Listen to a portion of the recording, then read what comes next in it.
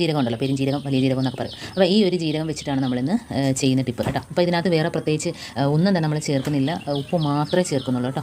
അപ്പോൾ ഈ ഒരു പെരുംജീരകം ഞാൻ നല്ല രീതിയിൽ വറുത്ത് മൂപ്പിച്ച് എടുത്തതാണ്. അത് നമുക്കൊന്ന് ജസ്റ്റ് ഒന്ന് ചതച്ചെടുക്കാം. രീതിയിൽ പൊടിഞ്ഞൊന്നും കിട്ടേണ്ട ആവശ്യമില്ല.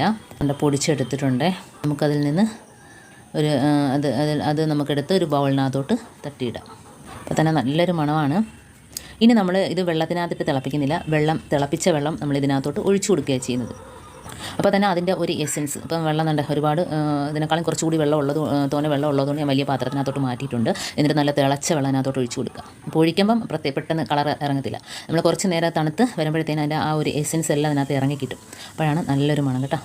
ാണ് ഒരു സ്പൂൺ അളവിൽ ഉപ്പ് പൊടിയും കൂടി ഇട്ട് കൊടുക്കുക. അപ്പോൾ ഇത്രമാത്രം നമുക്ക് വേണോ അതിനനുസരിച്ചുള്ള സൊല്യൂഷൻ റെഡിയാക്കാൻ വേണ്ടിയിട്ട് നമുക്ക് ഉപ്പിൻ്റെ ഇതിൻ്റെയൊക്കെ അളവ് കൂട്ടാം. ഇപ്പോൾ ഇങ്ങനെ ഇട്ട് വെച്ച് നല്ല തണുത്ത് വന്നതിന് ശേഷം കണ്ടോ ആ ഒരു ജീരകത്തിൻ്റെ എസൻസ് എല്ലാം അതിനകത്ത് ഇറങ്ങി കിട്ടിയിട്ടുണ്ട്. അപ്പോൾ നല്ലൊരു സ്മെല്ലാണ്. ഈ ഒരു സ്മെല്ല് നമ്മുടെ പല്ലി, പാറ്റ ഇതിനൊന്നും ഇഷ്ടപ്പെടത്തില്ല. പ്രത്യേകിച്ച് നമ്മൾ മുറ്റത്ത് ഇഴജന്തുക്കൾ, എലി ശല്യമൊക്കെ ഉണ്ടെങ്കിൽ നമുക്കിത് ഒഴിച്ചു കൊടുക്കുകയാണെങ്കിൽ വെച്ച് സ്പ്രേ ചെയ്യുകയാണെങ്കിൽ നമുക്ക് ആ ഭാഗത്തൊന്നും ഒരു ശല്യവും കാണത്തില്ല കേട്ടോ. അപ്പോൾ ഇത്രയേ ഉള്ളൂ. ഇതിനകത്ത് കെമിക്കലും കാര്യങ്ങളും ഒന്നും തന്നെ ചേർക്കാത്തതുകൊണ്ട് തന്നെ നമുക്ക് ധൈര്യമായിട്ട് വീട്ടിൽ കുട്ടികളുണ്ടെങ്കിൽ പോലും നമുക്ക് എല്ലായിടത്തും സ്പ്രേ ചെയ്യാനും അതുപോലെ എപ്പം വേണമെങ്കിലും നമുക്ക് ഉപയോഗിക്കാനായിട്ട് പറ്റും. അപ്പോൾ ഇതുപോലെ നമ്മൾ കുപ്പിക്കകത്താക്കി 2-3 ദിവസമൊക്കെ നമുക്ക് വെക്കാനായിട്ടും പറ്റും.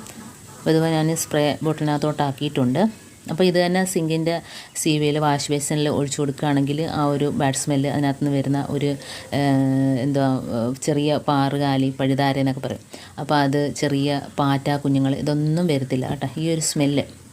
അപ്പോൾ എല്ലായിടത്തും ഒന്ന് അടിച്ചു കൊടുക്കുക. നമുക്ക് കിച്ചണിലൊക്കെ അടിച്ചു കൊടുക്കുമ്പോൾ തന്നെ നല്ലൊരു മണമാണ്. സിങ്കിലൊക്കെ ഒഴിച്ചു കൊടുക്കുക. അതുപോലെ മുറ്റത്ത് നമുക്ക് ഇഴജന്തുക്കളുടെ ശല്യവും എലിയുടെ ശല്യവും ഒന്നും ഇല്ലാതിരിക്കണമെങ്കിൽ ഇതൊന്ന് സ്പ്രേ ചെയ്ത് കൊടുക്കുക. നമുക്ക് കണ്ടോ, നമുക്ക് ഒന്നിനെയും പേടി, ഒച്ചൊക്കെ ഉണ്ടെങ്കിൽ ചത്തു പോകും കേട്ടോ.